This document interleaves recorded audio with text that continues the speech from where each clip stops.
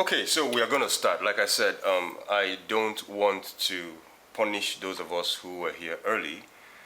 So we are just going to start, and then whoever joins in at some point during the session, that's fine.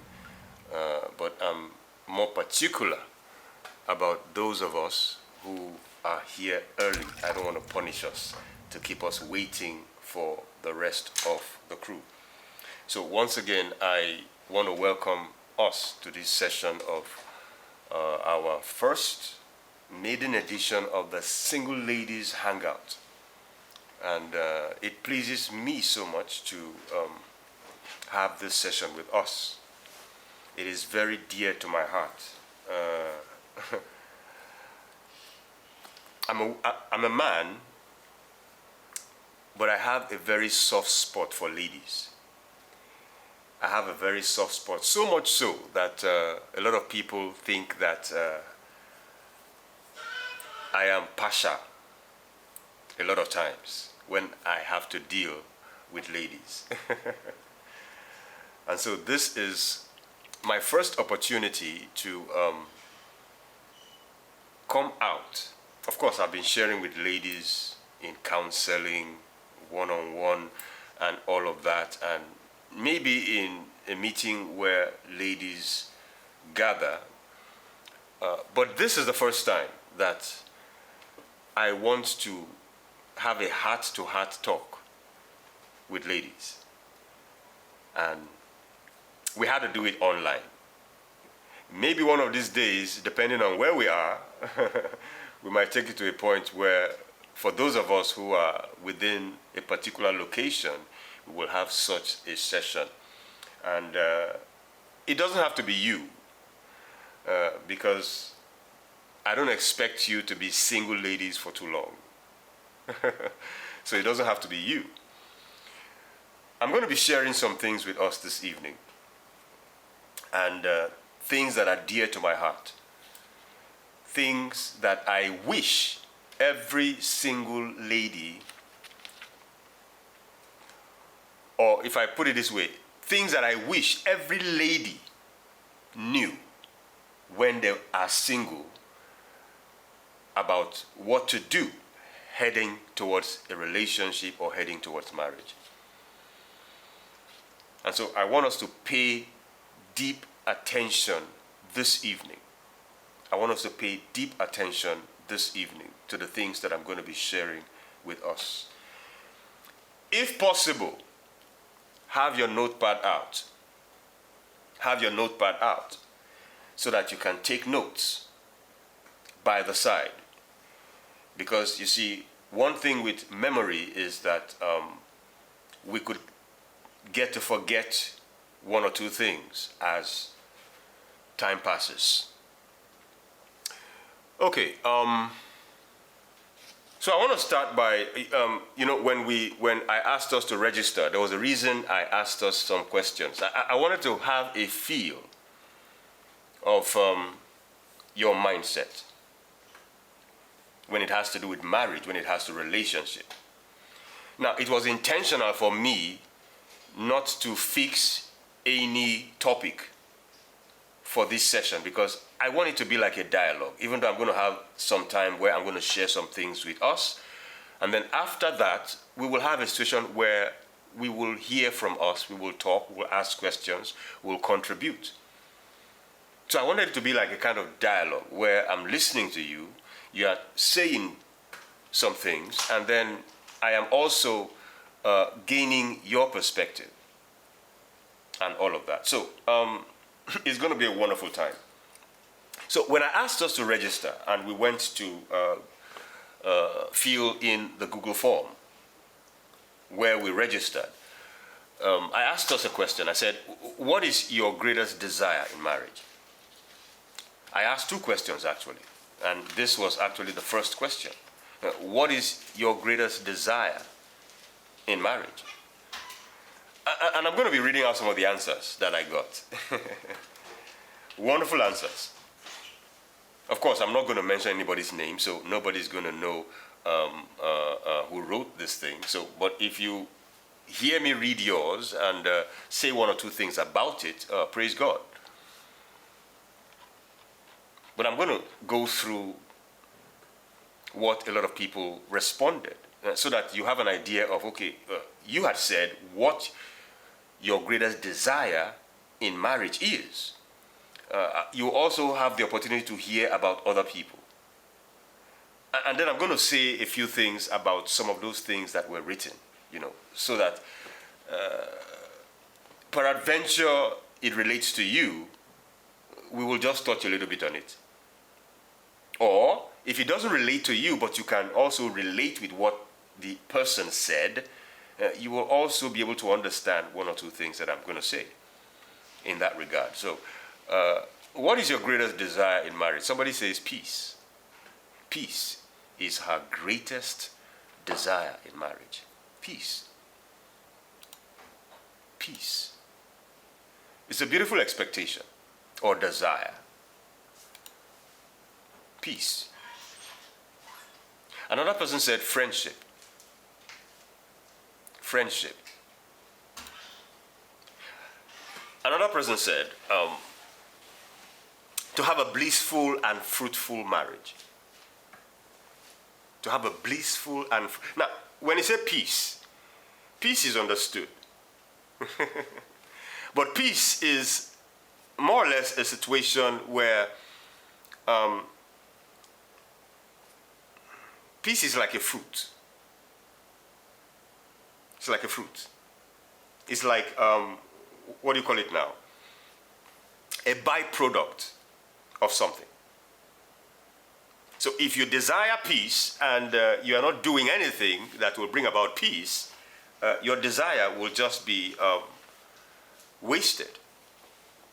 So someone said that if wishes were horses, beggars will ride. In other words, saying that we don't need wishes to bring about our dreams to come to pass or to come true. It's about what you do. Friendship. If you desire friendship, it means you have to give friendship. It's not just going to be ending with desire. You desire friendship, you give friendship, and then you receive friendship. It's like a clockwork. But this person says to have a blissful and fruitful marriage. Blissful and fruitful marriage. For me, that sounds a little bit vague. Because how do you measure a blissful and fruitful marriage? I'm talking to singles now. A lot of us get into marriage, a lot of us want to get into marriage and relationships, and we don't have intentionality behind what we want. We can't even say what we want. And that's where this person is right now. She doesn't really know what she wants, and so she's encapsulating it in beautiful words. To have a blissful and fruitful marriage. By the time we are done this evening, you will understand how to actually get what you want or look for what you want. That's the purpose of this session. Somebody says teamwork and purpose driven. That's her greatest desire. She wants her and her partner to be a team, and she wants their marriage, either their marriage be purpose driven. That's good. Someone here says, the question is, what's your greatest desire in marriage? And the person says, handsome, cute, caring, and God-fearing. In other words, she's saying she wants a handsome guy who is cute, who is caring, and God-fearing. Beautiful. There's nothing wrong with having such desires. Handsome, cute, caring, and God-fearing. Another person says a godly and sweet harmony at home.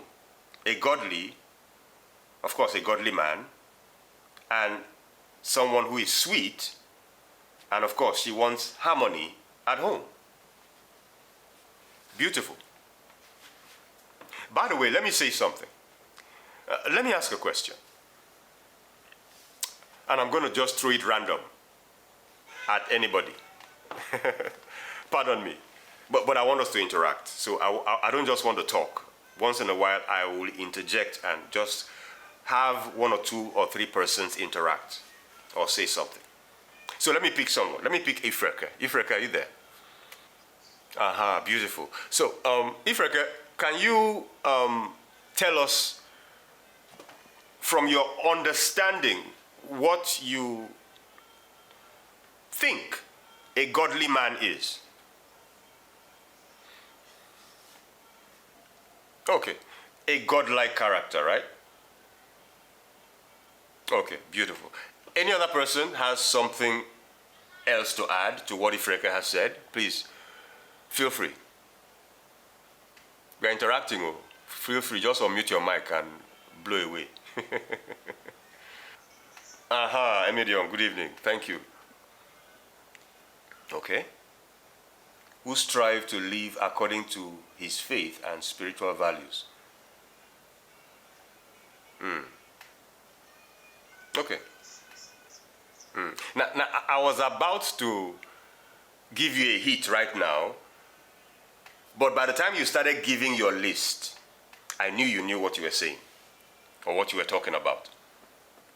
Now, a lot of people say they want a godly man, and their definition of godly, I love what you said, I love what Ifreka has said. So, someone came for counseling the other day, and one of her challenge is that she needed someone who would be more spiritual like she is. And I stopped her in her tracks. I stopped her in her tracks. In the sense that a lot of us don't know what we need.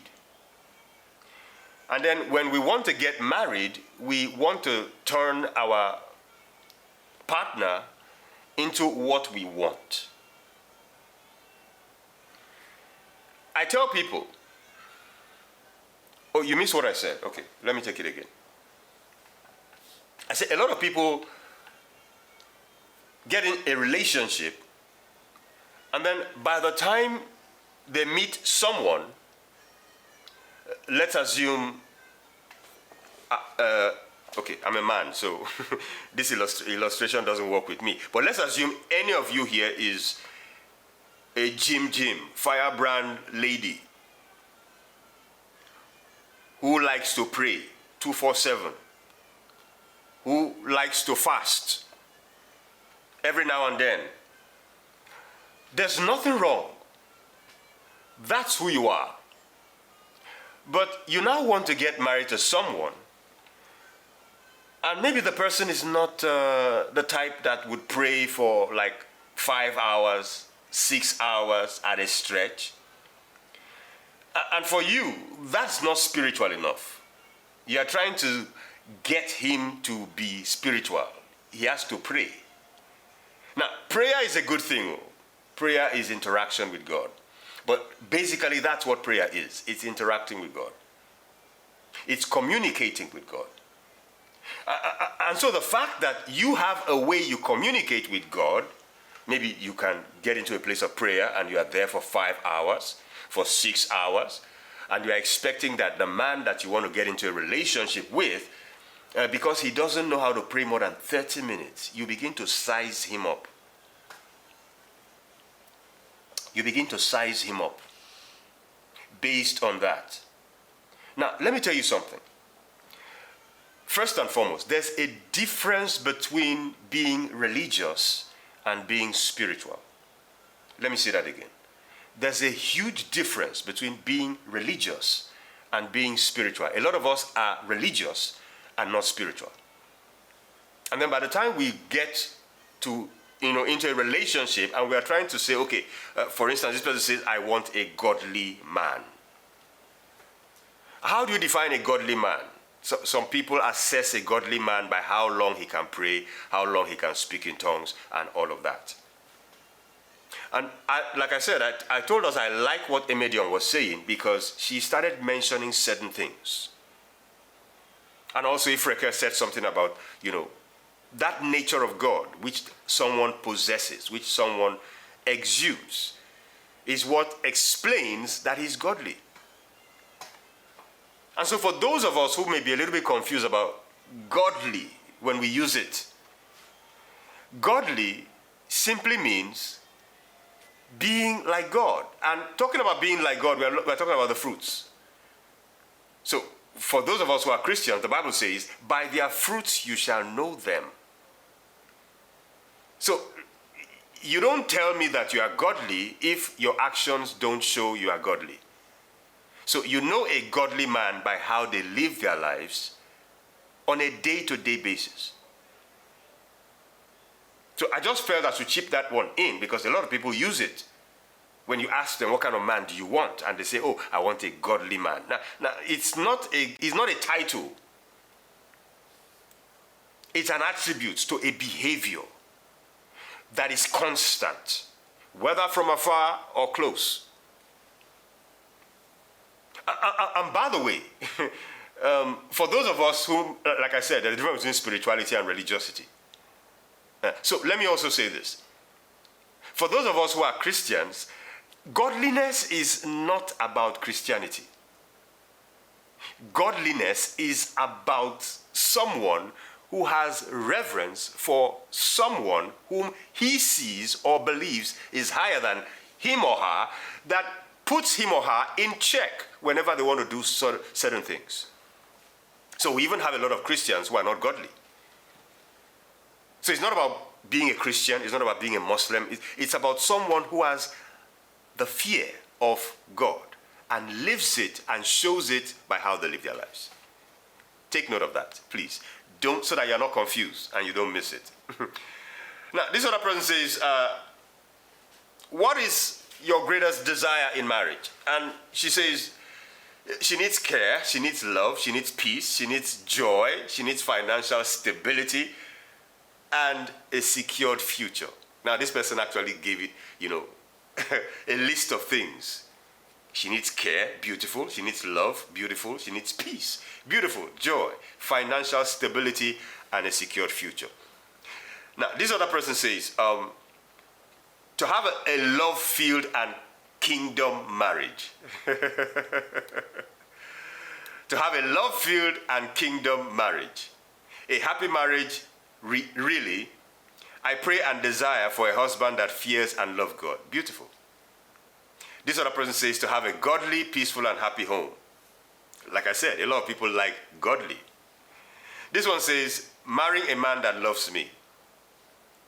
This other person says to have the best in marriage that includes peace, understanding, love, togetherness, fruitfulness, spiritual maturity, joy, abundance of all things, and mutual respect. Beautiful. I can go on and on and on. So many things here that are quite interesting.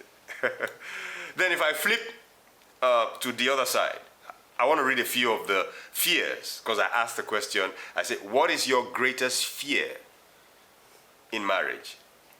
And then someone says, constant misunderstanding. Constant misunderstanding. So the person has graduated from misunderstanding, and the person is also looking at constant misunderstanding. It's our greatest fear. Of course, it's a fear. And while fear is at times us building something that may or may not exist because it's in our mind, but this is this person's fear, constant misunderstanding. And at times, what may have brought about this fear could be something the person has seen, something she has heard, maybe something she has experienced, and all of that. Constant misunderstanding. Another person said lack of understanding or no love. In other words, absence of love. Lack of understanding. So the first person said misunderstanding. The second person said lack of understanding. They are the same thing. And I usually would tell people that understanding takes time. Understanding takes intentionality, takes relating with the other person. I don't know my wife just by looking at her. I know my wife by the relationship we share. I know my wife by the experience that we have. Every day I get to know her. And the reason why in 5 years' time, in 10 years' time, I will still keep knowing my wife is because my wife is still going to keep evolving.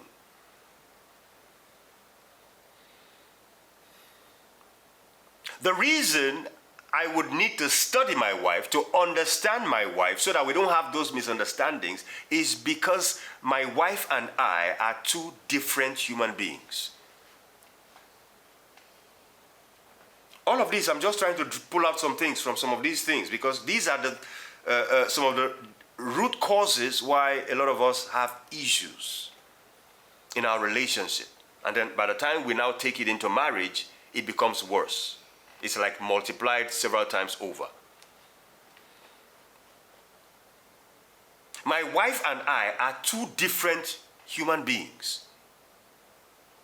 Different by temperament, different by experience, different by education, different by exposure. These four things explain the law of difference at work in each and every one of us. And if my wife and I are two different persons, it means I do not think like she does. In fact, I cannot think like she does. If I will ever get to think like my wife thinks, it will happen over time, based on our interaction, based on our relationship, where we get to the point where I begin to know the things she likes, know the things she doesn't like, understand her personality, who she is, who I am, why we do the things we do. All of those is what makes our relationship what it should be. All of those is what makes our relationship to be exciting. It's not about the wishes. The wishes are fine. But beyond the wishes, there are intentionalities around relationship and marriage. And if you don't have all of these in place, there will be a challenge as you get along. Okay. This other person says, choosing wrongly. She doesn't want to choose wrongly. That shouldn't be anybody's fear. And by the time we are done this evening, you will know why it shouldn't be your fear. Choose wrongly. Someone say, oh, I didn't know. I accepted to marry him. For some, that's a lot of fear. I mean, you pick someone as a husband, and then tomorrow you realize, why did I make this mistake? Why did I pick him? Why did I accept to marry him? And that's what this person's fear is. She doesn't want to choose wrongly. You're not going to choose wrongly. You're not going to choose wrongly. That's why we have this session. And I'm going to share a few things with you that is going to help you. More like a liberation. It will open up your mind like this.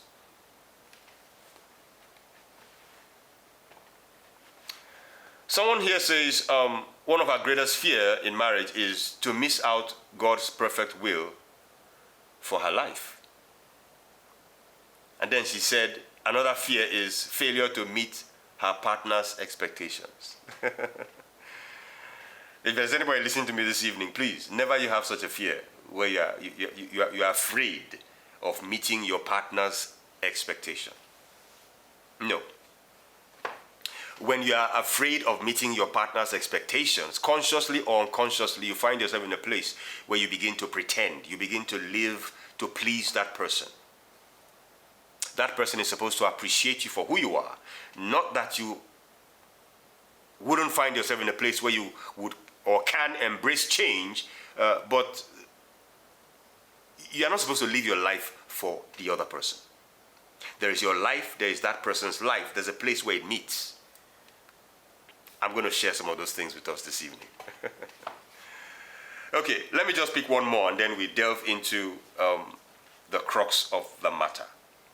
This person says that one of her greatest fear in marriage is infidelity and lack of love. Infidelity and lack of love.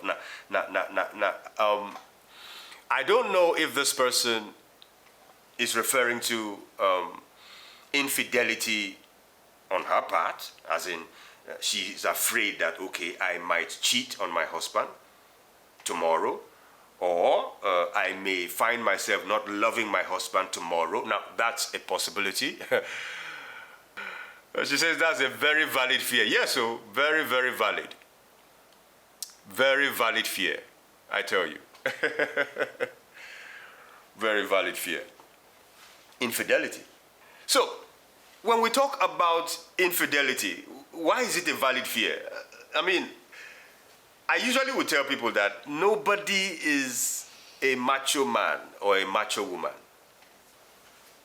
And for those of us who are Christians, there's a verse I always like in the Bible where it says, "Let him that thinketh he standeth take heed, lest he fall."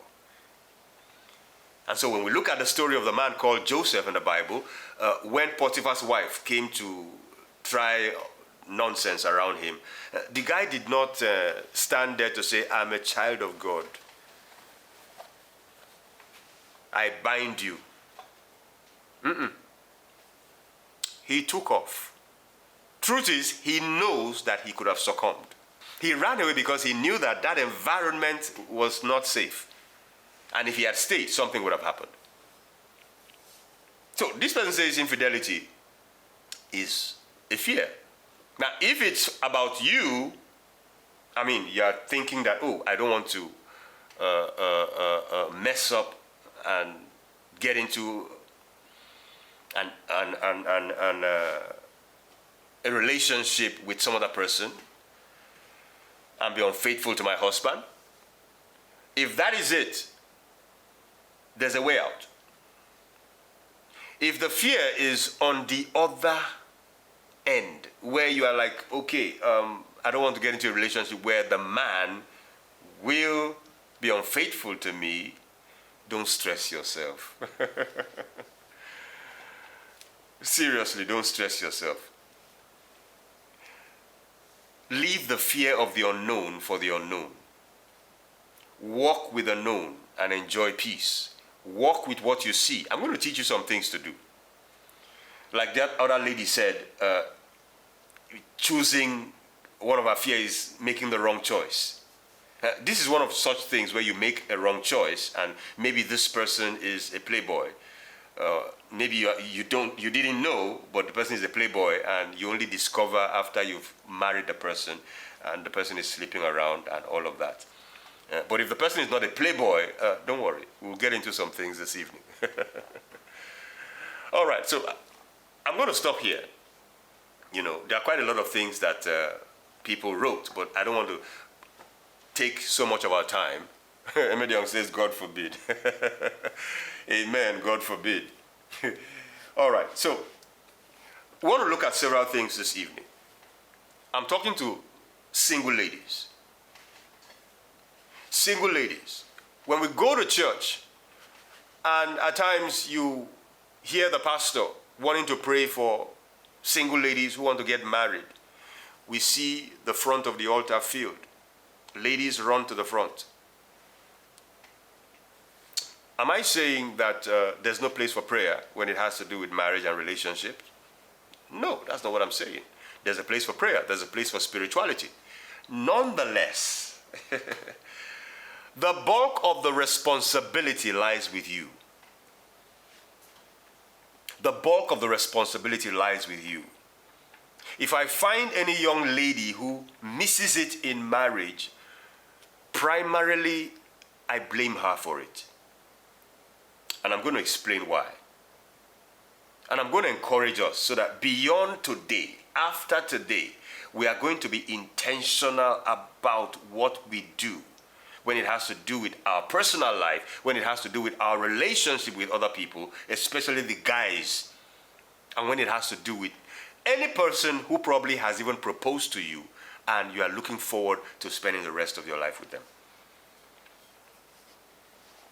Number one, and most important, what is your sense of purpose in life? There's one question that I hear a lot of people ask on social media. What are you bringing to the table?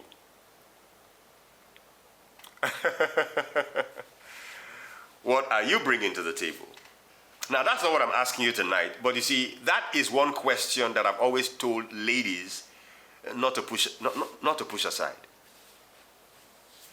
And I usually would tell people that that question, what are you bringing to the table, is far more, how do I put this now? That question does not reside with finance. That is not all that a woman is required. So they say, okay, what are you bringing to the table? And somebody says, well, I'm not working. So I don't have any source of income, for instance. I've also heard some ladies who, whether joking, some are serious though, they'll say, I have my body. That's what I'm bringing to the table. That's all I'm bringing to the table. See this body? After the body, what next? But you see, if by the time you say, this is what I have, my body, this is what I'm bringing to the table, after you get married, you realize that that table is faulty. That table is faulty. And there's something I call maintenance in marriage. A lot of us don't understand that theory of maintenance in marriage.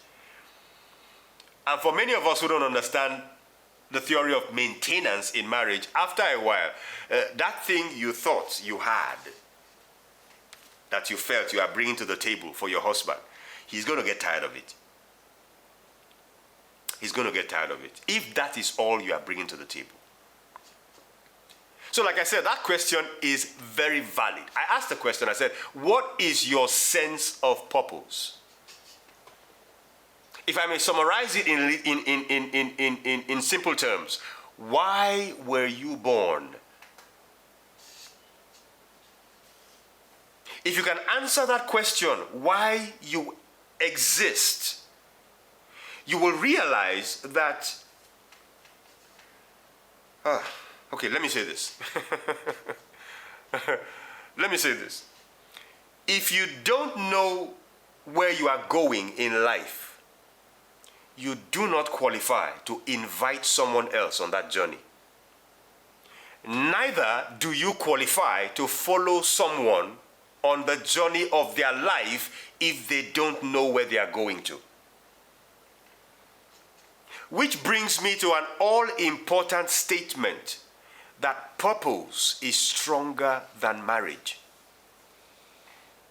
For those of us who are living our lives on a day-to-day, no purpose, no plan, no direction in life, if you get married, you may end up being frustrated. You may end up living a life that is unfulfilling. You may end up living a life that looks as though it's monotonous. You just wake up, do one or two things, sleep, wake up, do one or two things, sleep. You will get insane. If that's the kind of life you want to live, it's going to tamper with your sanity. And I don't want that for you. I want you to live a life on a daily basis and be fulfilled. Because you see, God created you for a reason. What is your reason for existence? That is the most important question to ask yourself. That is what energizes you. That is what drives you when you wake up in the morning. I know there are some set of people, who are naturally driven in life. Especially as ladies. They wake up in the morning, before you know it, they are here, they are there, they are traveling here, their business is... I know those kind of ladies. I know those kind of ladies. But you see, don't tell me that I'm not that kind of person. I just love a simple life. Even in simplicity, that simple life must be driven with purpose. You don't have to be everywhere. You don't have to be seen. But what is the purpose behind your existence? That's the first question I'm asking us this evening. As single ladies, why are you existing? Why are you alive? If anything should happen that will take you out of this earth today, will it tamper with the balance of life? Will it tamper? Think about it. Let me use Aliko Dangote, for instance. He's a man. But there are so many destinies attached to that man. Imagine if he were not born. So many destinies would be tampered with. From the people that are working for him to the people whose daily bread tomorrow depends on his existence. If anything should happen to you today, will it matter to anybody? I'm not talking about your partner. I'm trying to make you realize that there is a scope that is big that you are supposed to occupy on the face of the earth. As a woman or as a man, that you are a woman, that you are a lady does not make it any less an important thing for you to do. And so I'm asking you that question today. Do you have a purpose? Have you identified your purpose in life? Single lady. You see, some people just wake up and they're like, I want to get married. I'm 25, I'm 30. I've gotten to the age where I should get married. I tell people, don't get married for the wrong reasons. And one of the reasons or wrong reasons to get married is I'm of age. That is a very wrong reason to get married. Another wrong reason to get married is somebody got you pregnant. You didn't plan for it, but it just happened and you got pregnant. And then your family say, who is the father? You will have to marry you. People who cannot embarrass us. Who is getting embarrassed? Parents, family. Who will live the life after the after the so-called embarrassment and getting you to get married to that person? You. And so I tell people, I said, even if somebody got you pregnant, that is not a strong enough reason to get married to them. Something happened, it got you pregnant. You gave birth to a child. That is not a reason to get married.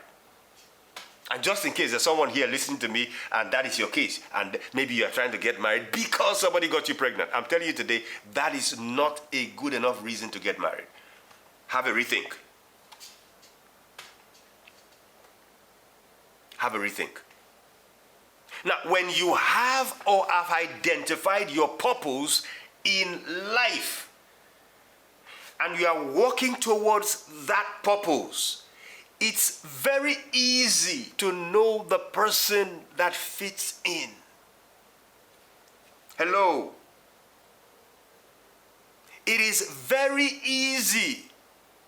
Yes, you want someone that is handsome, cute, tall, has a broad chest. But if that person, that tall, handsome fellow, is not going to fit in to your destiny, to your assignment, let him go. What did I say? Let him go.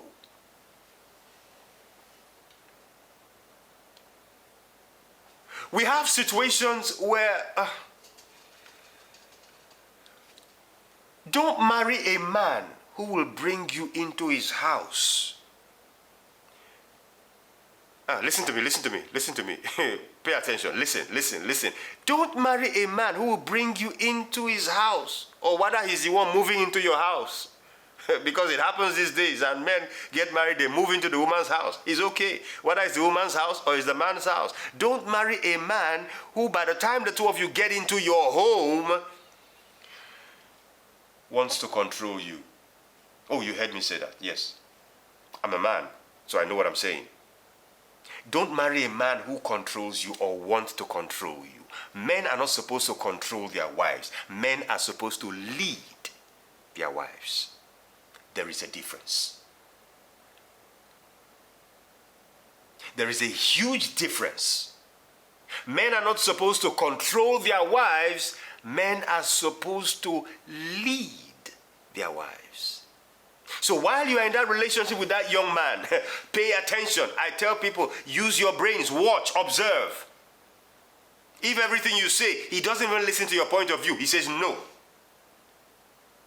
It has to be his way. Sister, run.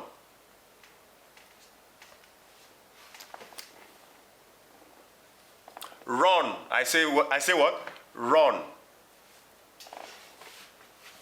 Let me say that thing again. Men are not supposed to control their wives. Men are supposed to lead and give guidance to their wives. Men are supposed to take responsibility for the home. Men are supposed to say, this is my home. How do I make it work? Those are the questions that a man asks. A man does not point blame. At times I go into counseling, and by the time you're asking questions, the man is saying, the man is just pointing blame. I'm like, how come there's nothing good about this woman? It's all blame. She's insulting, she's this, she's that, she's this, she's that. You are the only one who is perfect. Oh, beautiful.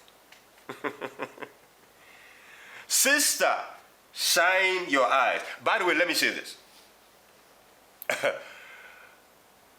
There's something I call the brain-heart balance. I actually thought about it last week. The brain and the heart, where the brain represents our rational thinking, where our brain work is calculating before we take steps. And then our heart, referring to our emotions, that thing that makes us, that turns the butterflies in our stomach. We know what I'm talking about.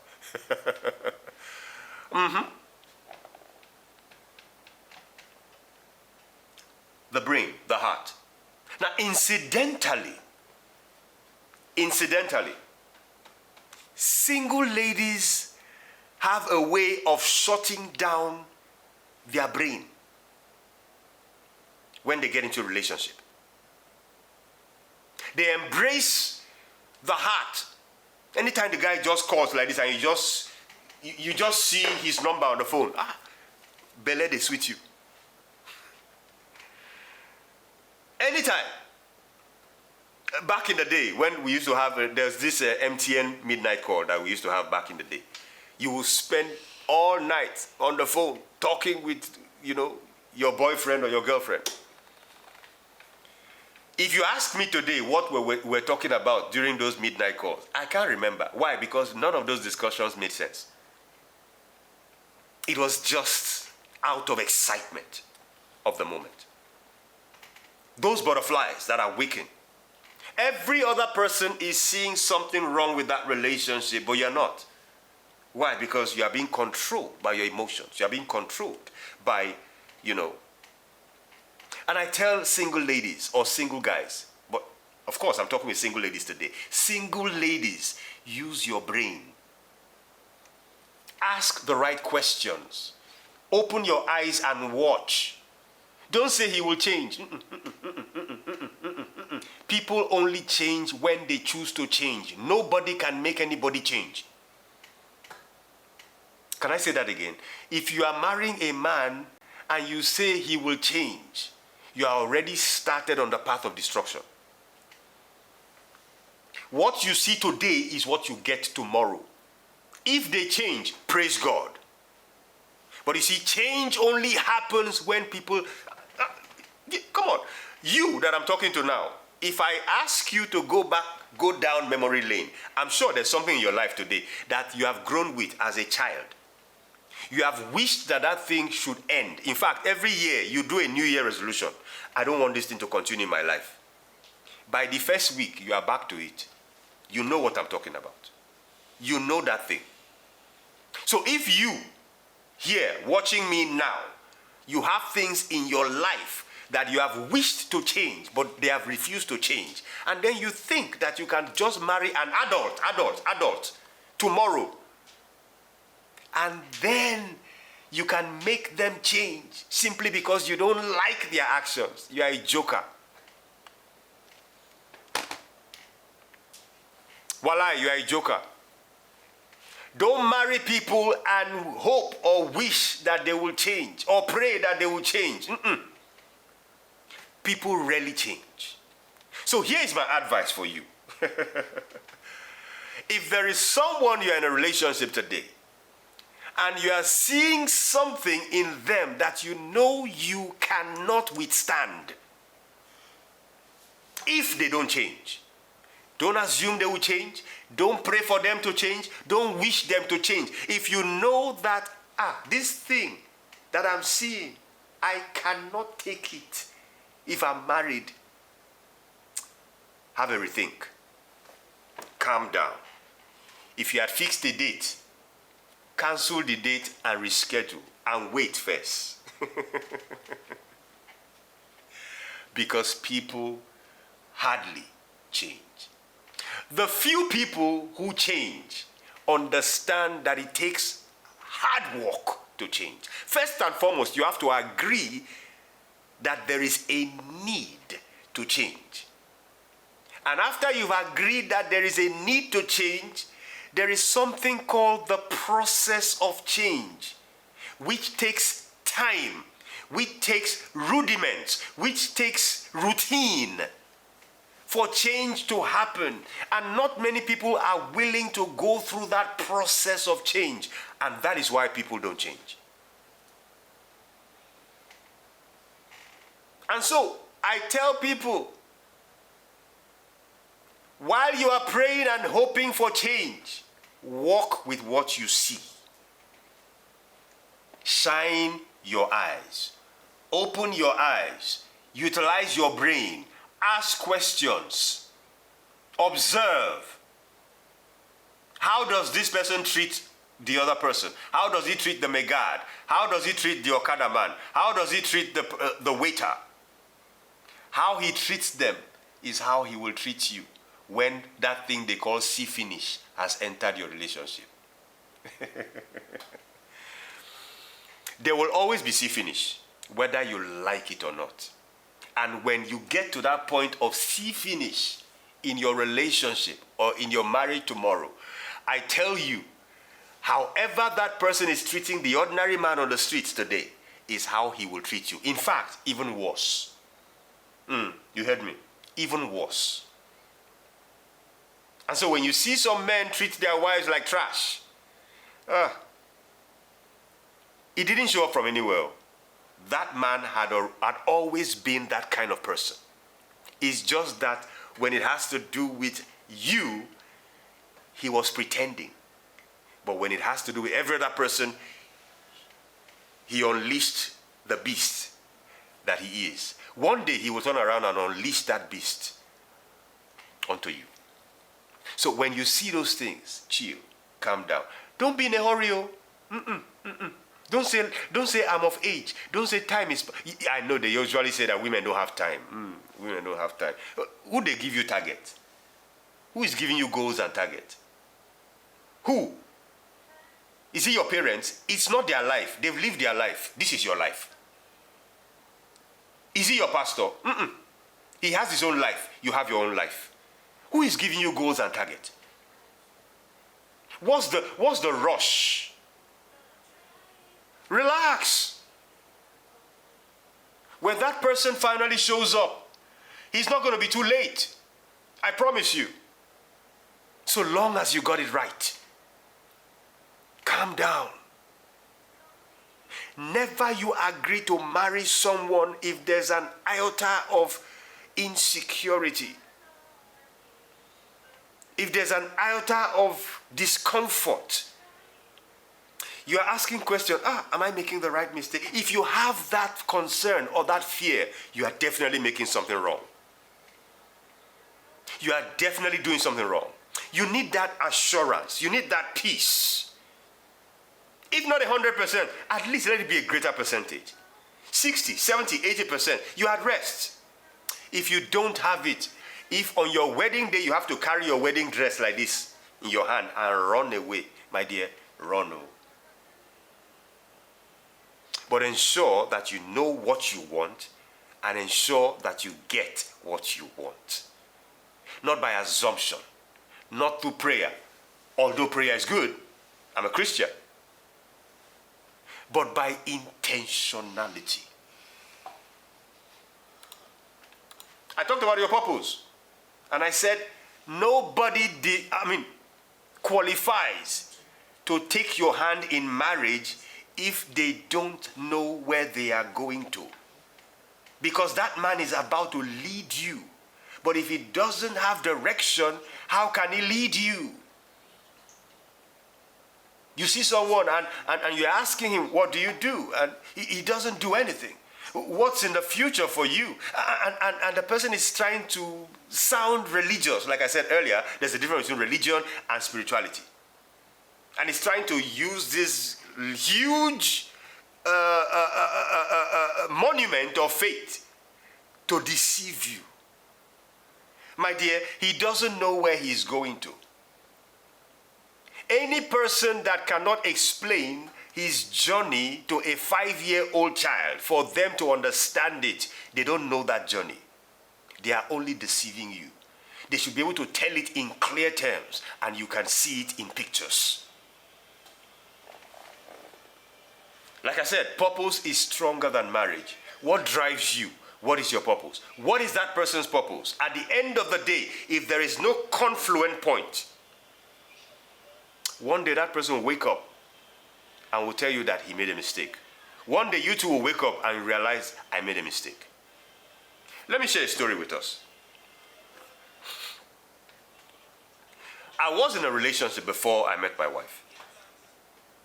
And one of the ladies that I was in a relationship with, one day I asked her, what's your dream? What do you see yourself becoming? Now, she used to be in the choir. And she said that her dream is to travel around the world with her pastor, singing in music. And I said, wow, I am not your husband. I am not your husband. Now, it didn't take me a second to realize that this person and myself, we are not on the same frequency. Now, the question is that something that is bad for someone to desire as a dream? No. No, not at all. It's not a bad desire. It's not a bad dream. But that dream does not align with me. Because I don't want to wake up in the morning every day and I'm like, hello, sweetheart, how are you? Where was our day today? Our day China. How is China? China is fine. Oh, tomorrow I'll be in India. Oh, praise God. How is ministry? My wife? My wife. Now, is there somebody that would have loved that kind of a life? Yes. There are people that actually want their wives away from them. For whatever reason, I don't know. But there are men like that. They just want their wives to be away from them. So if they have that chance to think about it. A man closes from work and instead of going back home, he's going to the bar to go and hang out with friends. He doesn't enjoy the company of his wife. That's the reality. So there are men like that who for some reason they prefer to be away from their wife. They only come home, at times they would have even eaten at home, come home, sleep, eating outside, come home, sleep, and all of that. The home is now a house where you just come to take shelter and chill off for the day, and then tomorrow another. That's the definition of some men's homes. And I tell people, I say there's a difference between house and a home. Some people live in houses. Very few understand the concept of home. May you not live in just a house. May your house be a home. That's my prayer for you. But your house will not be a home if your house always has an absentee husband. Or if you yourself, as the woman, you are also absentee. And so that's where I found myself with this lady. And I said, I am not your husband.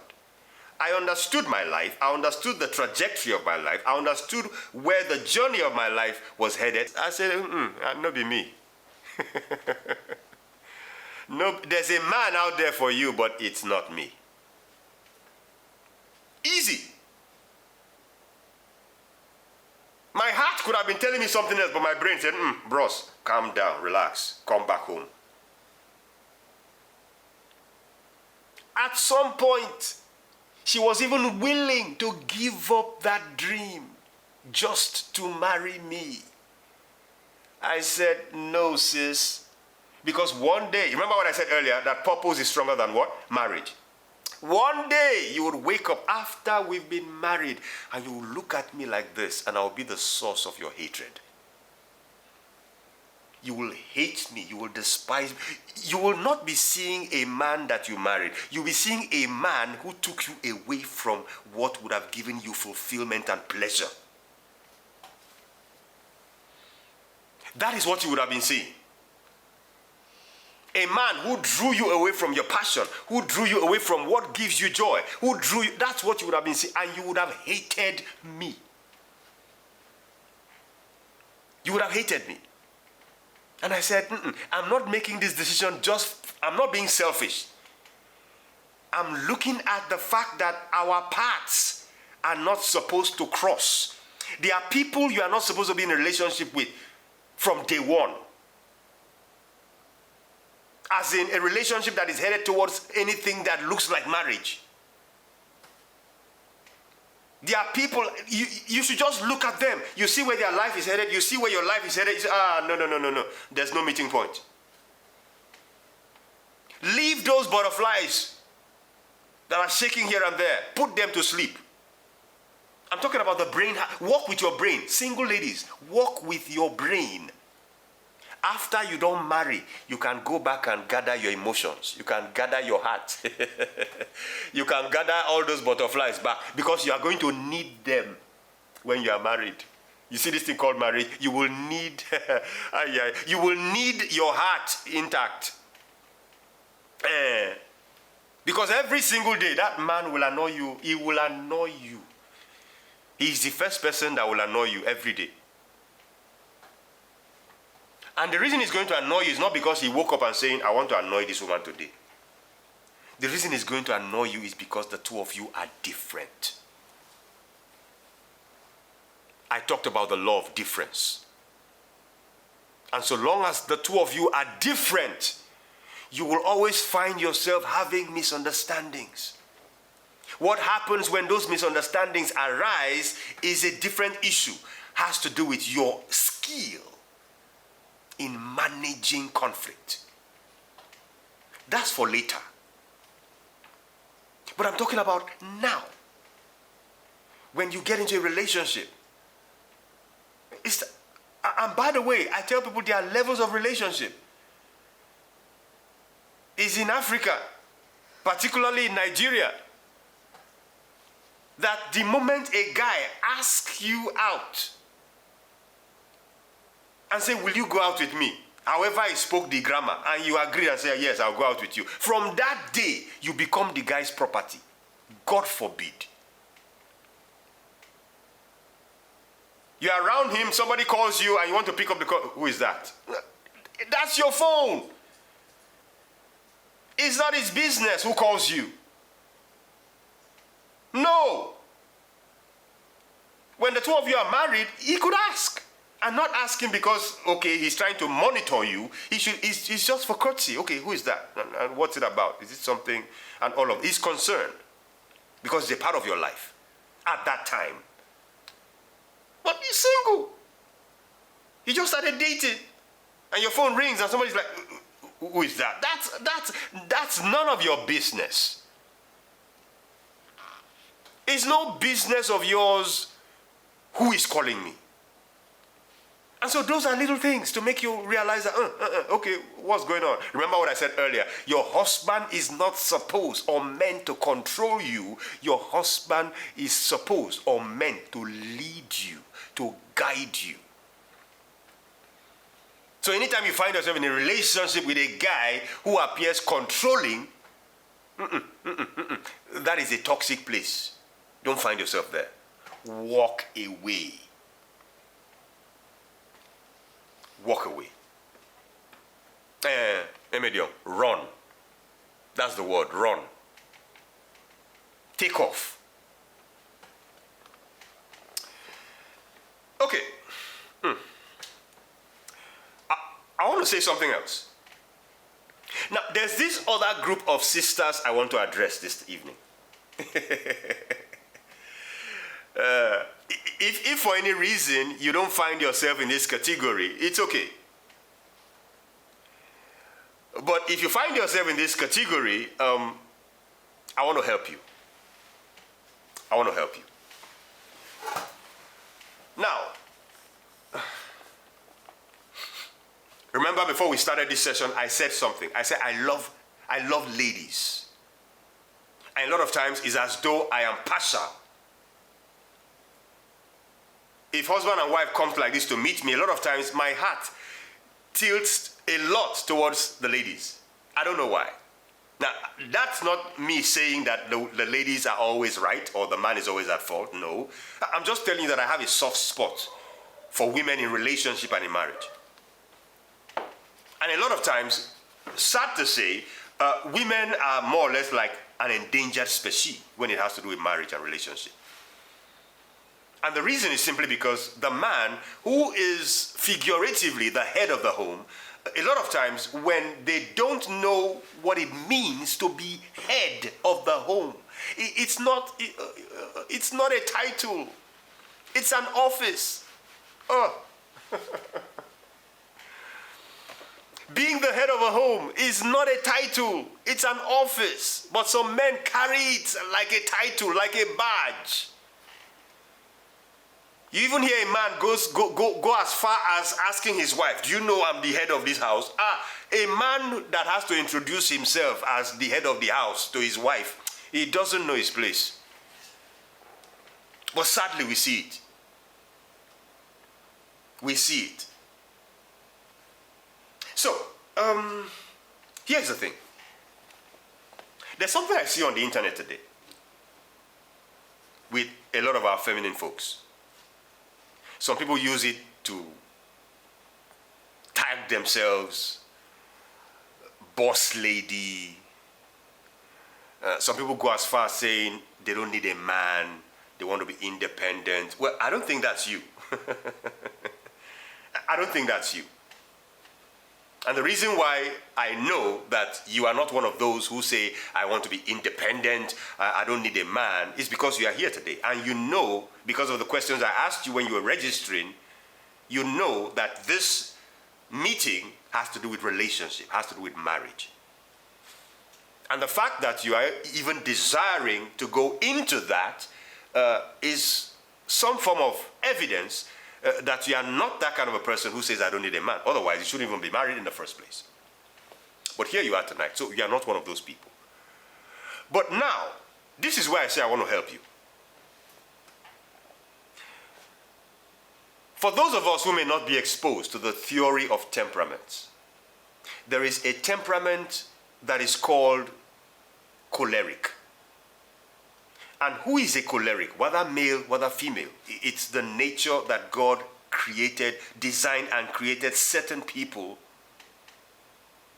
to be like. Cholerics. By the way, there are 4 basic temperaments. We have the choleric, we have the sanguine, we have the phlegmatic, and we have the melancholy. Now, I don't want to go in detail into all of that, but if you really want to get to understand the 4 basic temperaments in full, I did very deep studies on that, and it's on my YouTube channel, David King Etienne. Go there, search melancholy, phlegmatic, choleric, sanguine. Watch those videos, it would enlighten you so much about temperaments. So, for the temperament of the choleric, who is the choleric? The choleric is that person who is a go-getter. The choleric is that person who is driven with visions and dreams. When they wake up in the morning, they are looking for the next thing to conquer. They are driven with goals and targets. Ask a choleric, what's your 10-year plan? They will even give you their life plan, their 20-year plan. They don't live a life of assumption. They live a life of intentionality. Now, they are visionaries. They are driven with goals. A choleric could have woken up in January and say, I want to get married this year. And the reason they would decide to get married could just be because they woke up in January and say, this is 2024, I should get married. It could just be a goal. Now, that choleric may not realize that that's what they are doing, which is a dangerous thing, because after they have gotten married in 2024, they have another goal, another target. They are looking at something else beyond marriage. And so you begin to realize that if it was a man who married you as a choleric and fixed January or fixed a particular month to get married to you, at some point you begin to like, what's going on? It's like, after the man don't marry, what next? Everything not finished. I don't marry. What's the next thing? He begins to pursue that next thing at the expense of his marriage. And if that person is a woman, she begins to pursue the next thing at the expense of her marriage. Cholerics are born leaders. They love to lead. They love to manage other people. And you see, there's nothing wrong with a woman being a choleric. It's not a masculine trait. It's a trait that God has given both men and women. And so, why do I say I want to help someone today? If you, as a woman, realizes that, okay, I have choleric traits, understand that even though you have choleric traits, you are not called to lead your husband. The husband is the leader. You are called to lead everything else, but not your husband. And that's where some women fail to understand, and it looks as though they are going into infighting with their husband.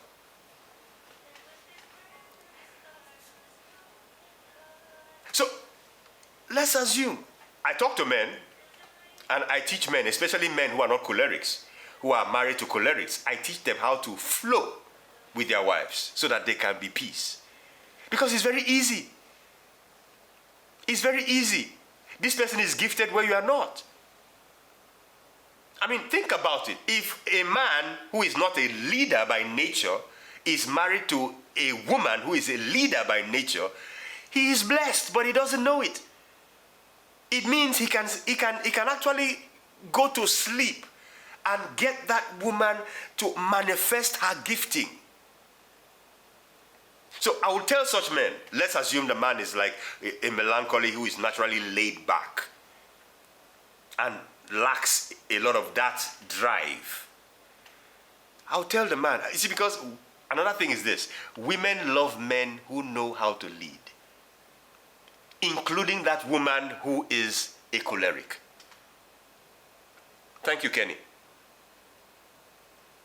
Including that woman who is a choleric, who feels like, I know it all. I want to make all the decisions. If her husband begins to yield to everything she says, she even begins to detest him. She's the kind of person who, let's do this way. But if every time let's do this way, the man says, okay. Voila. She could just look the man like this. What's going on? Who is this? Did I marry a man or I married a boy? Women love getting married to men, not to boys. So even though it looks as though the woman is driving him, it comes to a point that she's like, what happened? So I tell those men, I say, if your wife is like the choleric figure and you are not, I said, do you know that thing they do in the news house where somebody gives the headline, the news headline? So I'll tell the man, I said, if your wife comes to you and it's like, okay, what do we do about this? Or at times, you just go to her and say, sweetheart, do you see this? I think we should do this. I think we should do like this. You go ahead, put it together, let me see, and then that's how to relate. That's how to relate with her. So in the eyes of everybody, including your children, including every other person, this decision came from Oga. But who put everything together is this woman who is built and developed for it. That way there's a balance. There's no fighting. How can I be intimidated by my wife when she has been designed to help me? So ladies, I'm talking to you. Watch out for that guy who is intimidated by your leadership traits. He doesn't know how to manage you. Calm down. What will happen tomorrow if at some point it looks as though you are giving him a push all the time? If he gets to the wall, he will come back, and the man in him will awaken.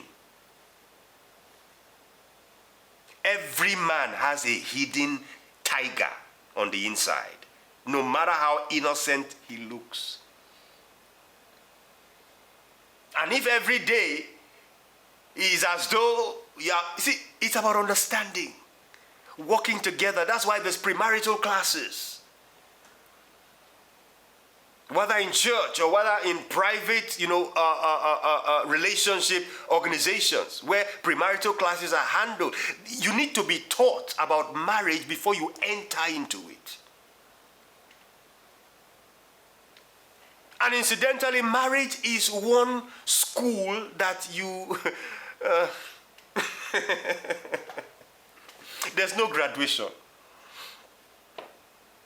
There's no graduation. You don't get to any point in your life where you're like, I don't arrive. I understand marriage like this. I'm 8 years in marriage. Besides, I'm a marriage and relationship coach. But every day, I learn something new. The drama that happens between my wife and I learn something new. And it's helping me for myself and for my home. That's the same thing that you have to do to yourself. There's an evolving that happens in relationships, in marriage. So don't just wake up and say, I want to marry. These are things to watch out for. These are things to look out for. So I said, let me talk to this group of ladies. Because you see, a lot of men can't stand. I'm telling you.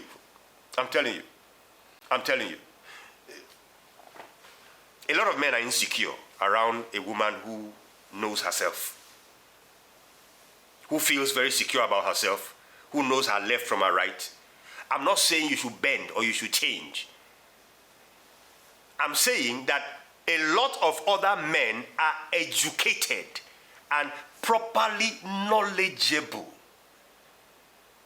about these things that I'm sharing with you. Those are the kind of men that you should embrace and welcome into your space if you are this kind of woman. If you are this kind of woman who is purpose-driven, vision-driven, who is a born leader, there are some men you should not allow to come near you because they don't know how to handle you. It takes skill to handle women like that. And you too as a woman, if you are that kind of woman, don't just embrace any man. But that doesn't mean that you have a problem. No, you don't have a problem. You are unique in the way God... See the way I just explained how a man can relate with a woman. It takes understanding. I wasn't born with this knowledge. I embraced it.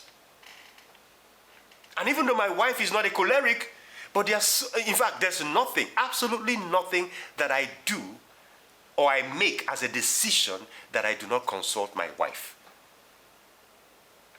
Not a single thing, whether in our business, in my personal life, not a single thing. When I designed the flyer for this program, I showed it to my wife. If she had said, I don't like this about this, I would have gone to change it. Flyer. She's not a graphic designer. I'm the one who does all the graphics and stuff. But when I finish it, sweetheart, how do you see it? No, I don't like the font. I'll go and change it. Thank you, Eukarya. How do you like this? I don't like this. I'll go and change it. You see this shirt I'm wearing now? She brought it out for me this evening. I don't like this shirt.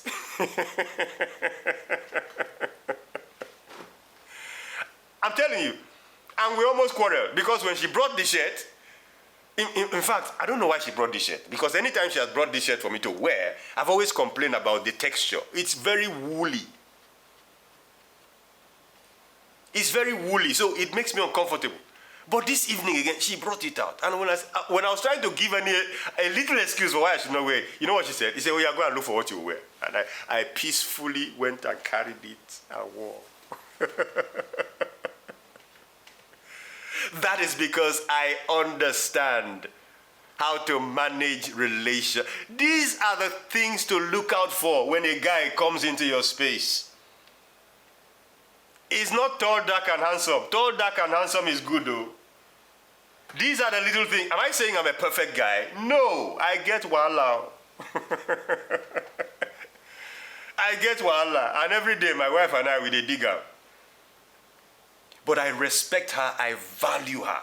And I understand the place of difference. I understand the place of, I get to know her more every day. She gets to know me more every day. That's what relationship is all about. It's called relationship. No be job employment. It's not a job employment. That somebody say, what are the qualifications? Does he fit in? Does he not fit in? And then you say, okay, this is, no be job employment. It's a relationship. That's what it is. Don't just find yourself connecting with one funny-looking balablu in the name of tall, dark, and handsome. No, don't do that to yourself. You are so much valuable. If you know the blessing that God has put inside of a woman and what that woman has to give to the man. At times when I hear men say, what are you bringing to the table? I laugh. Women are loaded. The annoying thing is that many women don't realize how loaded they are. It's beyond your body. If you know how God has wired you as a woman, if you know, Haba, you go carry baby for back. You go dey cook. You go dey wash clothes. You go. Give a man those things to do. In 2 hours, he has fainted. But a woman will do it so gracefully. And if she's the kind of woman that can also manage a business, she will manage it well and successfully too. Abba. Men don't know what God has packaged in a woman. I'm telling you, if they knew, many of them would be worshipping their wives. But you have to know what you have and what you carry and who you are. So I said, use your brain. This is that time in your life where your brain has to be activated. Not anybody shows up tall, dark, and handsome, God-fearing. I try to explain what God-fearing is. He's not speaking in tongues. It's not he wakes up every 5 o'clock to pray. And then by 7 o'clock, he's doing things that by the time you look at him, you're like, is this the person that was praying by 5 a.m.? God-fearing is what it should be. God-fearing. He has the fear of God. In other words, he wants to do certain things. He's under check. I can't do this. There's an invisible presence that he's aware that I shouldn't do this. That's the meaning of God-fearing. And you don't know God, it's not a signpost too. You learn God-fearing by observation. Shine your eyes. Another thing I want to talk to us tonight about is what I call showcase yourself. Showcase yourself. You go to some people's, at times I wonder. Seriously, I wonder, seriously. Somebody goes into Instagram. It's a social media platform. Social. Keyword, social. And you open an Instagram account. And then you now make it private. Oginibu you. wetin dey do you? Private. On social, it's called social media. And then you enter there and you carry that thing that they do you from the village and carry it into social media. Private account. You now become a general manager and what you call it, supervisor. When somebody comes to request your to follow you, you now go to their page, you size them up, you check them out. You are, brother, sister, not all that glitters is gold. And at times, in fact, a lot of times, a book cannot be known by its cover. Those are adages that are very strong. I've been married 8 years with my wife now. When I dated my wife to marry her, I was living in a self-contained.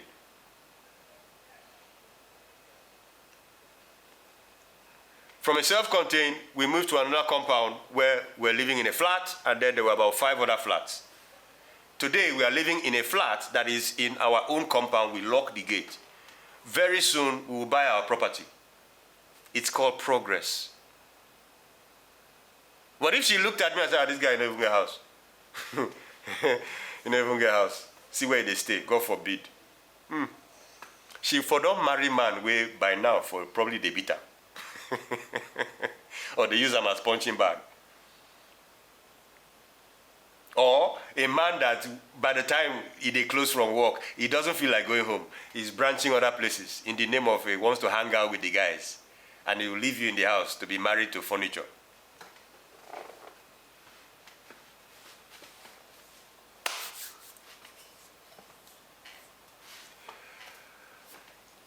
What am I saying? Showcase yourself. And when I say showcase yourself, see, I'm not talking about breast and yasho. Pardon my being direct. That's not what I'm saying. That is not what I am saying at all. And like I said earlier, if that is all as a woman you have to offer, wahala dey. Wahala dey. For many of us, you don't even have, your DP, there's no image. I want to see your face. I want to see your face, what you look like. Put it there. Be intentional about it. Homer, I'm not seeing your DP. I'm just seeing H. Huh? Same thing with, who is this? Mary. You don't get a picture? Jennifer. You don't have a picture? Look at Cecilia's picture. Sweet, with a captivating smile. Just that she's taken. If she weren't taken and a guy bumps into this DP, he will branch. He will just pause.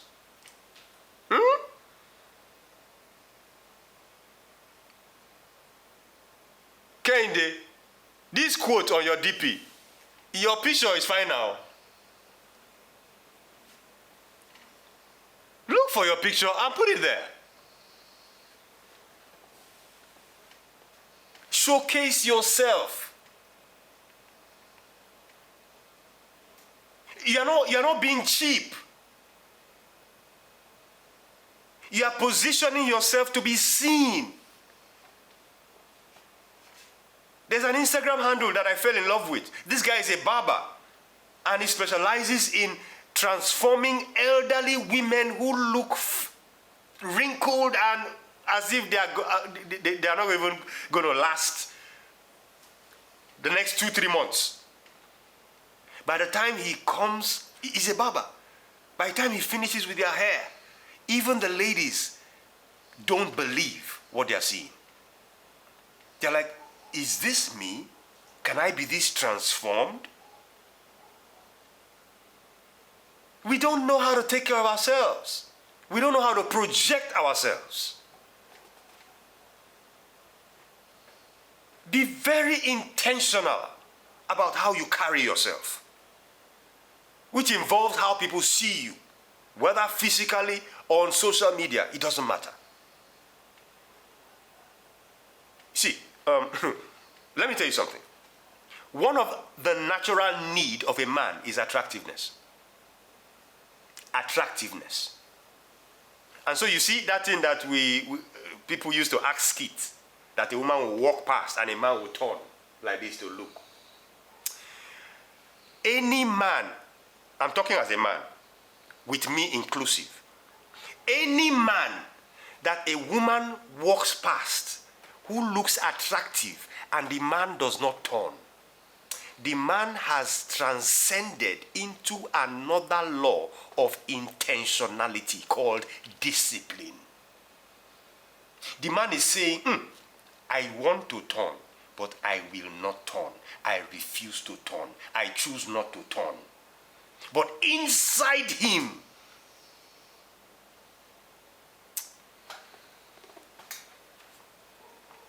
and that's for men like us that have been taken, that are saying, I don't want to turn. If I was single, I'll be turning. If I was single, as he passed like this, I will turn. Pass like this, I will turn. Is the nature of man. I am one of those men who also believe, like they say, that men are polygamous in nature. If you are in a relationship or you find a man who disciplines himself to not be polygamous, you found a treasure. You found someone who went through hard work to get to that level. It's not easy, but it's possible. And you deserve the best. That is the kind of person you deserve. You don't want to be having heartbreak. That your husband will go out in the day and you're like, where you go? You don't want. He picks up the call and you're like, who is that? You want peace. I love what one of those ladies said. This is how to get it. Peace. If you find such a man who has chosen to discipline himself to stay with you and not be looking around, you are blessed though. Don't take advantage of him. And when I say shine your eyes, those are the kind of people you look out for. How would you know? You will know. You will know. Maybe I should say it now. You want to see. Come. You want to know a man when they follow woman. Investigate him. You don't have anything to lose. I tell you.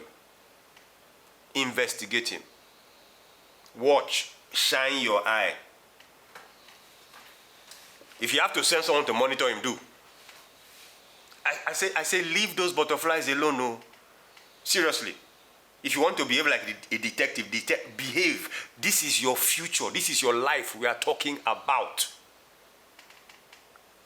Be intentional about it.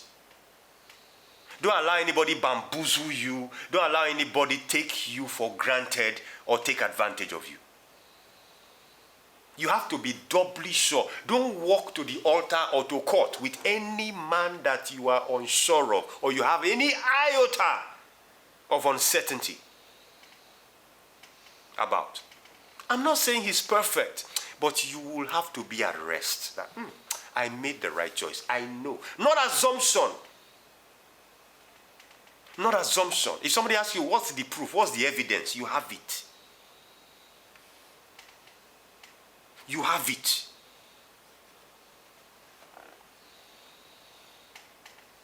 Somebody was telling me how all throughout her relationship with a particular guy, even one time that she wasn't feeling well, he could not even send her money. My dear, that guy is stingy. Stingy. And no woman deserves that kind of a man. He should stay single for the rest of his life. Let's assume he didn't have money. He should be able to tell you. He should be able to tell you that, oh, I would have loved to do this, but this is how it is with me financially at this moment. Blah, blah, blah, blah, blah, blah. Okay, I understand. Not that you just look the other way as though, okay, nothing they happen.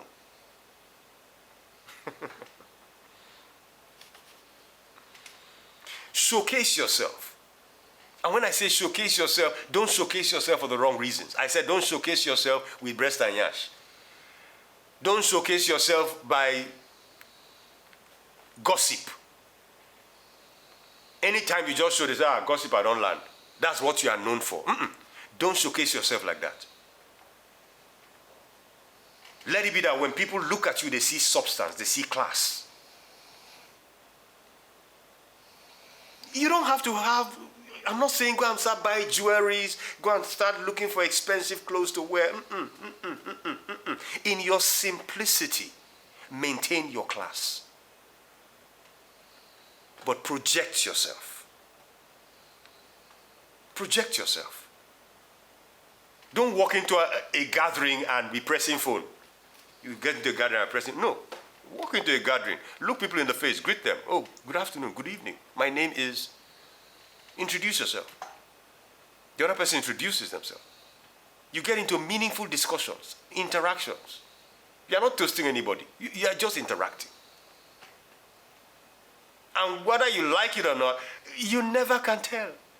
Don't tell me, oh, I'm a quiet person. I don't know how to mix. I don't know how to... Come out of that shell. Many of you are not in a relationship today because you are always in the backyard. And when I say backyard, I don't mean backyard of your house. I mean you are never seen. You are never seen. You go to church on Sunday, you pray, you say amen, you lift up holy hands, you come back on Monday, you enter your shell. Who will see you? Who will see you?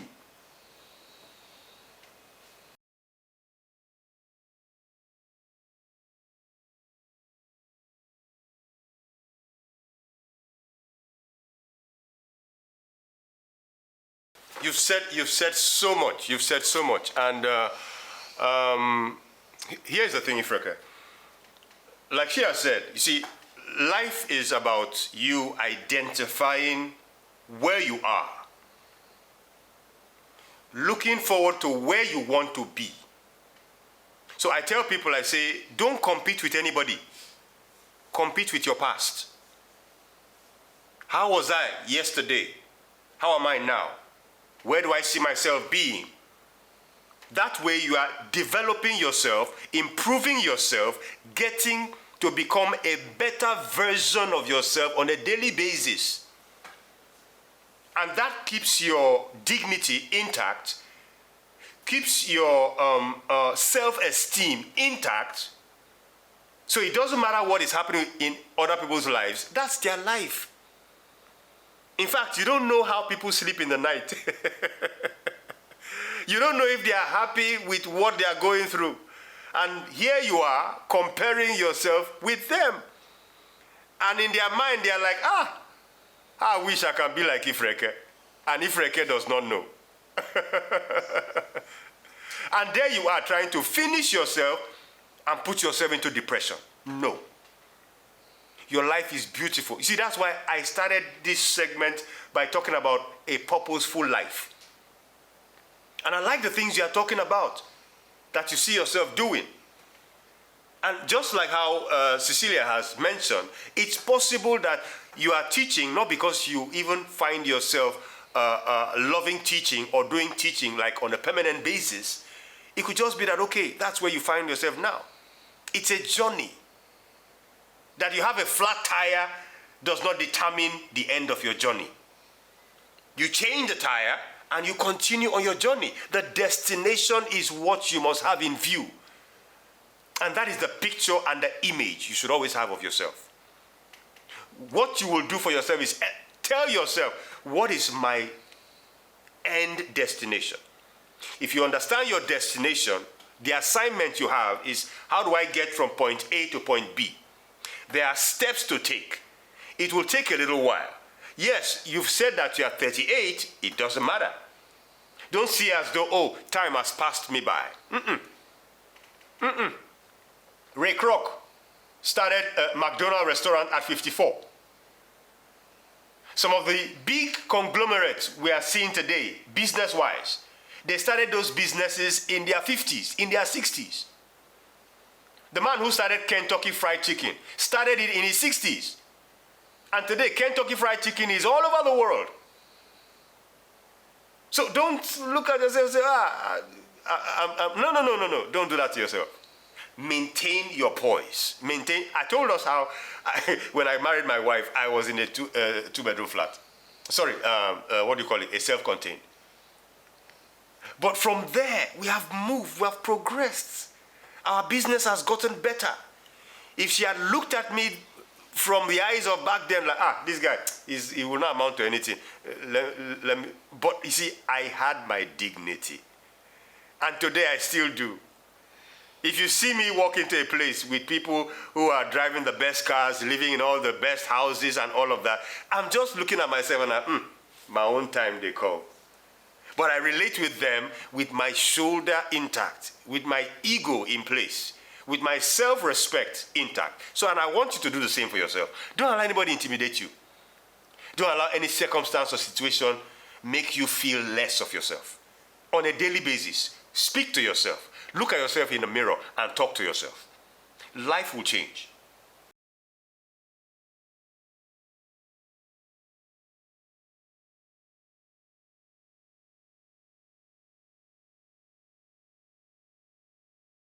Here's the thing.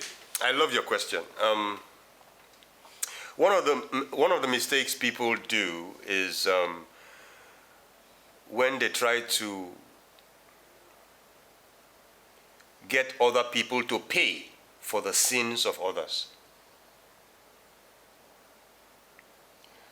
That is what is holding you back. That is what is holding you back from getting into any other relationship. There's this fear that the experience you've had in the past will repeat itself. And it puts you in a place where you are over cautious. It's good to be cautious, but where you are now over cautious, and it happens to ladies who maybe in their life they've been raped. They even get into their marriage and they see their husband as a rapist. The husband wants to touch them and you can see that agitation, that, pull back like, it takes a lot. Some women are married 5, 6, 7 years more, and that trauma is still haunting them. So I can relate with where you're coming from. And it's going to require some level of intentionality from you. There's no magic wand that anybody will just do like this and will get you to, come out of that emotional roller coaster that you are going through. But you will have to it starts with your mindset. You have to agree with yourself that what happened with you in your past happened because you got connected to someone you probably shouldn't have been connected with. But now the person is out of the picture. Now, in as much as, yes, it's like I said, you cannot, I love what Bishop Oyedepo usually says. He says you cannot stop a bird from flying over your head, but you can stop a bird from building a nest on your head. So it's possible that over time you just have some of those thoughts coming, but don't allow them to overwhelm you. When they come, you have to reaffirm to yourself that, okay, that was then, this is another you. And you are not supposed to compare everybody, every man you see, because of the experience you had in the past. Give them an opportunity to prove themselves right or wrong. Nonetheless, I still maintain, like I said, be visual, what's the word? Be vigilant. Observe. Identify this person. Who is he? Like you said, that the wrong people are coming around your life, or let me say there's no wrong person. It's just that the person it isn't meant for you, or doesn't suit the kind of I'm looking for the right word. The kind of expectations that you would want for the kind of man. I shared a story with us how, I had to tell a lady that I'm not your husband because her dreams did not align with my expectations and where my life was taking me. So I expect you to have expectations, to have dreams and all of that. You are, for instance, now you are saying some things about how you know how your life would be, or how you want your life to be. These are innate desires that you have. And you know the kind of person that probably would fit in. So when those people come, how do you assess them? You observe intentionality. I don't know what your qualifications are, what your yardstick are for the guys that you say are coming and are not. Really, I don't know what your yardstick. If I would have to ask you, what are your yardstick? Like somebody mentioned when I asked them what their desires for marriage, and she mentioned handsome, mentioned cute, mentioned caring. And I'm like, some people have all the handsome, tall, dark, and handsome, and they show their wife shaggy for house. So really, we need to come down to what do you want, basically, in a man. You want an intentional man. A man that will love you for you. Okay. We need sessions to attend to this matter. And you are going to have to do a lot of writing. You are going to have to do a lot of writing. You see this intentionality that you're talking about? It's sounding vague to my ears. You are going to do a lot of writing so that I can know that 1 + 1 is 2 and all of that. Okay, so Eukarya said that she has done a lot of self-development with a strategic direction. She still hasn't met this category of persons. They are there. Seriously, they are not from the moon. They are here. It's either they get intimidated or expect me to shrink, or not real and serious. I am very ambitious. Now, you remember I said something earlier when I was talking about a particular category of ladies that I wanted to help. And I talked about boss ladies and stuff. It's everything you're saying is similar to that category.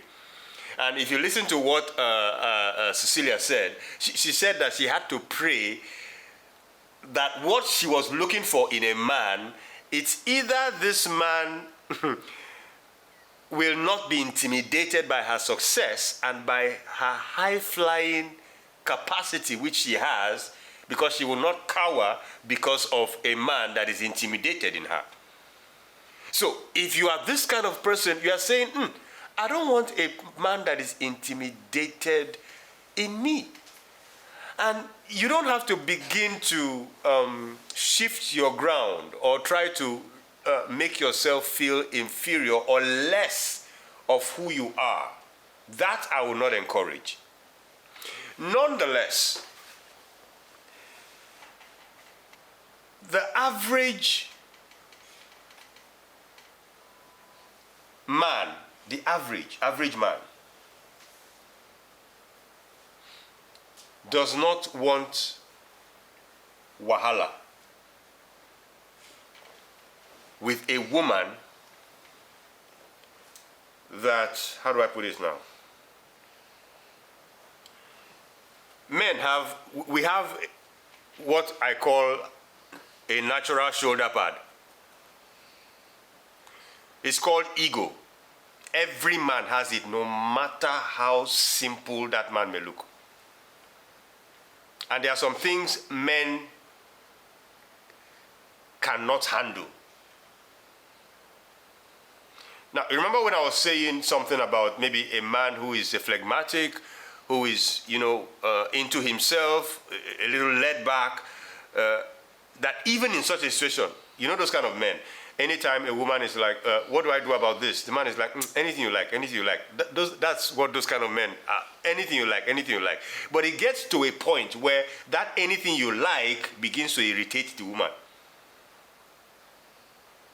And then by the time she begins to, okay, since you say anything I like, so she begins to do anything she likes, anything she likes. At a point, that thing that makes him a man shows up again. It comes by instinct, or at times through people. So someone begins to say, why do you see the way your wife they behave? Why is she always making the decisions? So they begin to introduce things into his head that the man was not even thinking about. And that thing comes alive. You are a man, you are a man, you are a man. And then it begins to show up. So at times, as the woman, you can help the man. Yukiri, are you listening?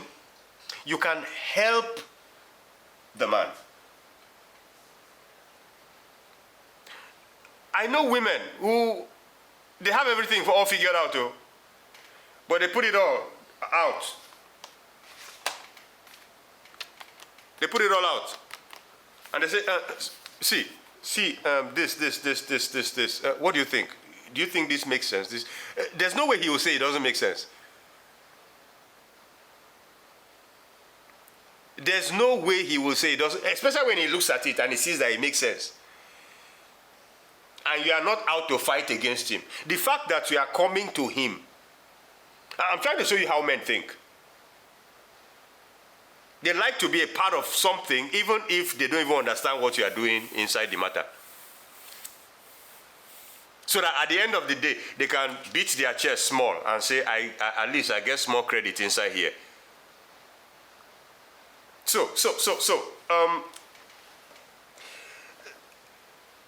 While you are looking to attract those kind of men that can accommodate you, you are going to have to apply a lot of wisdom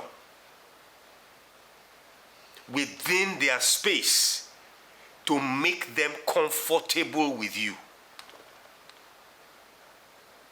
It's a skill you must learn.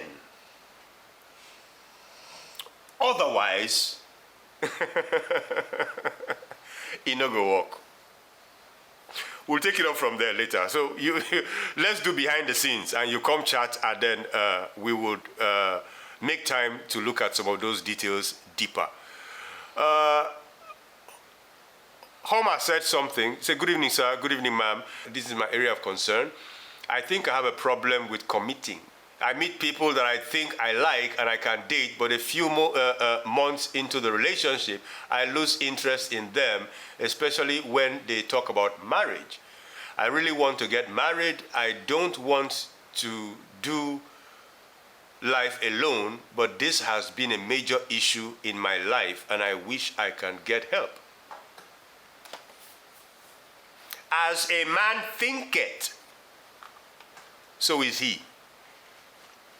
So first and foremost, the challenge begins with you admitting that this is what is happening. Now, there's nothing wrong in identifying where a challenge is, but we have to do a lot of reorientation. A lot of reorientation. You have to.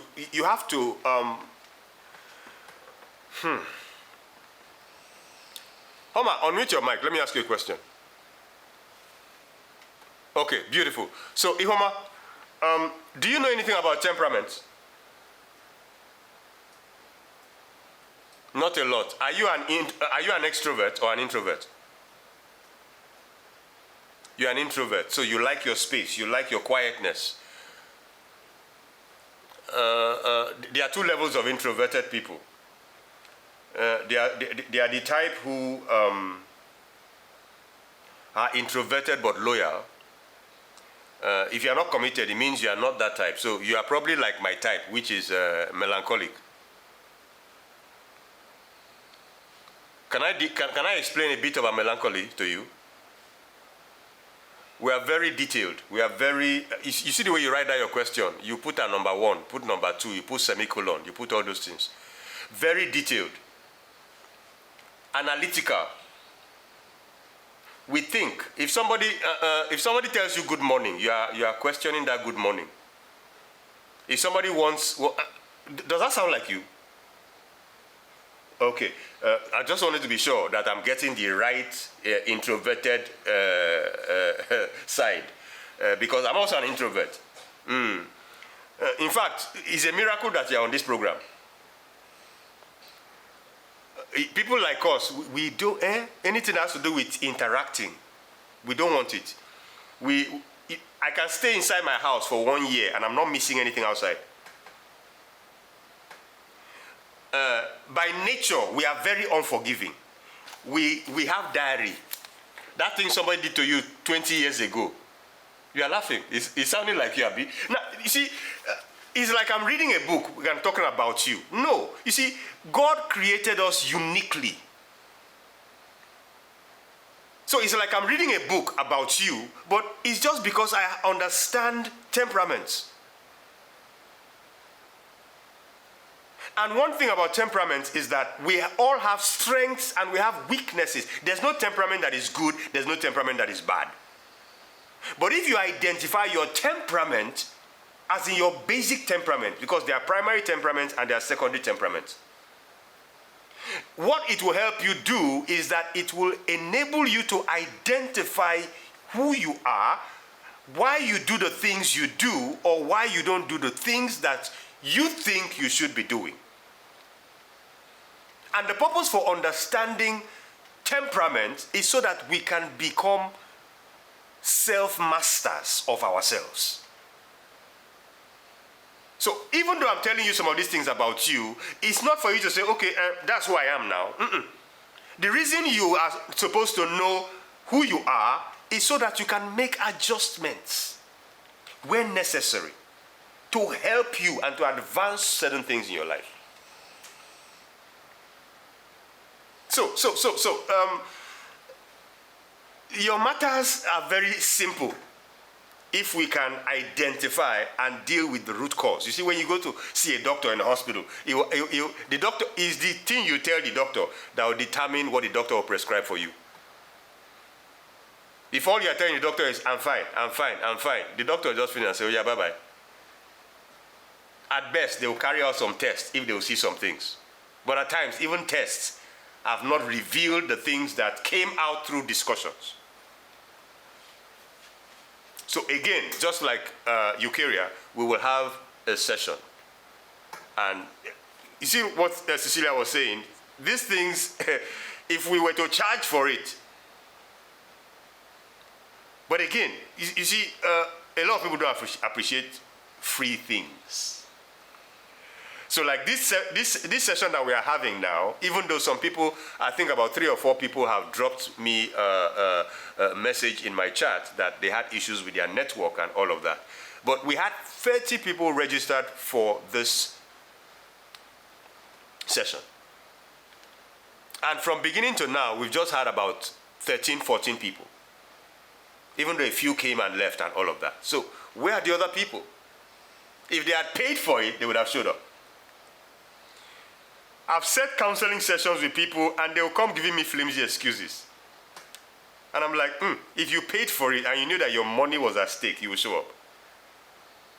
So my counsel to those of us here, don't be like those people who don't value this kind of things. For you to have been here up till this time, not because we planned it. In fact, I thought that maximum 1 hour, 30 minutes, 2 hours will be done. But here we are, since 8 o'clock. And I'm still seeing questions coming, and some people are still looking for more. And so I love your passion, I love your desire, and I want to encourage you, don't belittle this opportunity. You will not always have it. I'm not going to come next month and say, I'm going to have another session. Come another month and say, I'm going to have another. This one that I've had now, I told us is the first that I've had.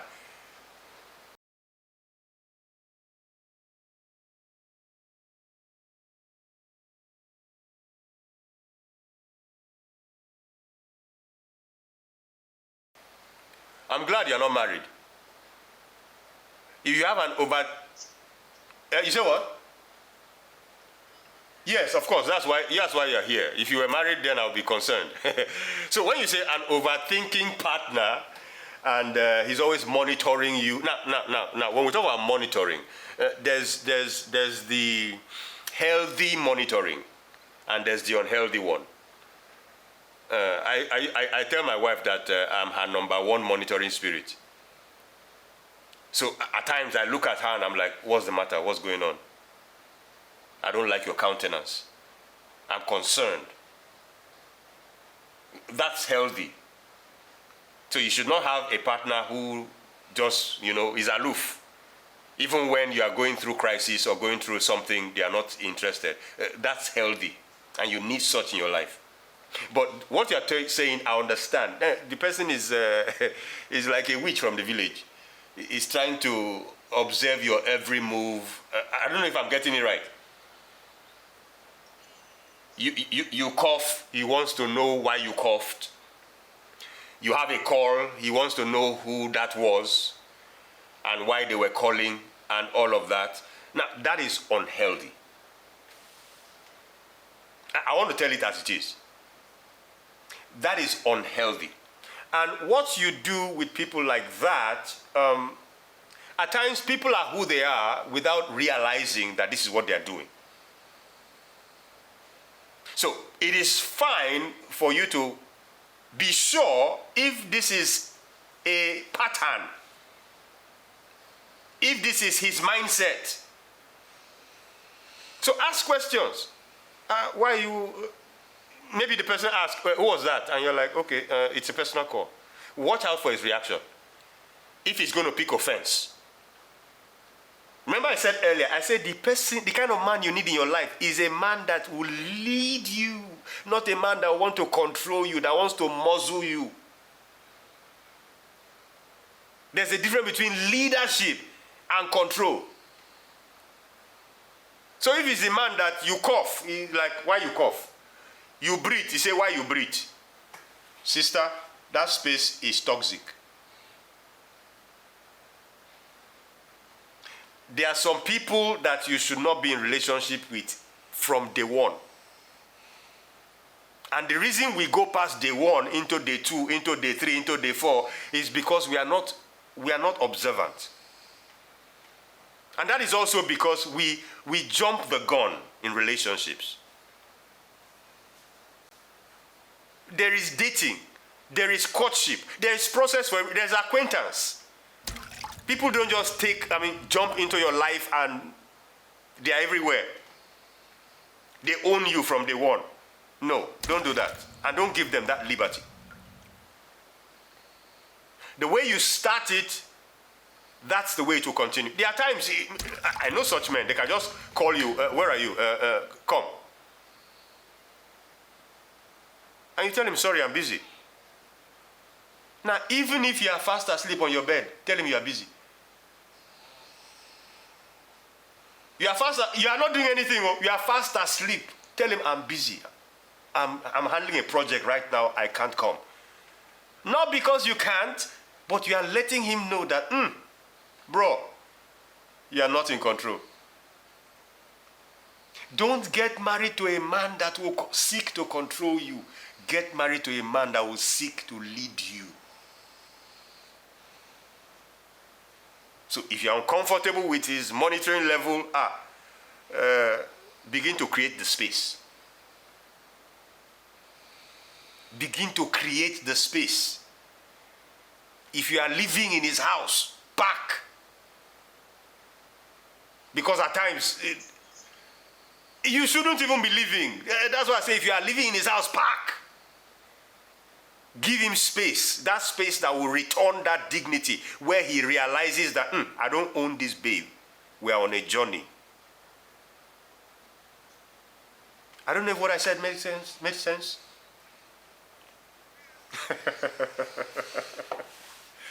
You are welcome. You are welcome.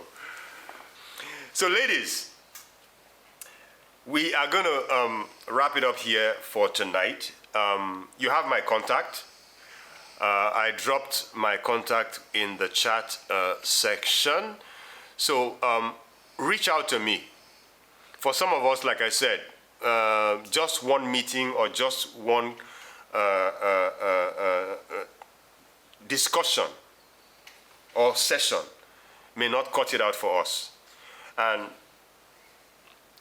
I'm doing this because for me it's a burden. Not because I have all the time in the world. Not because I just woke up one day and I just want to do something. No. But I'm committed.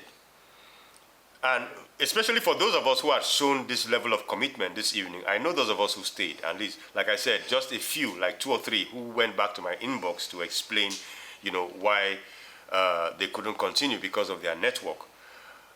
So, reach out to me, and we'll take it up from there. God willing, we'll try the best we can to give the best that we can within our capacity.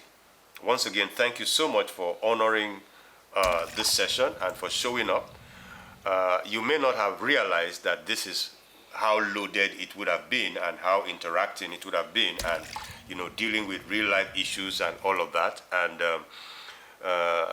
well, here we are, and let's see what God will do going forward. Thank you so very much, everyone. Thank you so much, sis. God bless you. Good night, everyone. I love you all.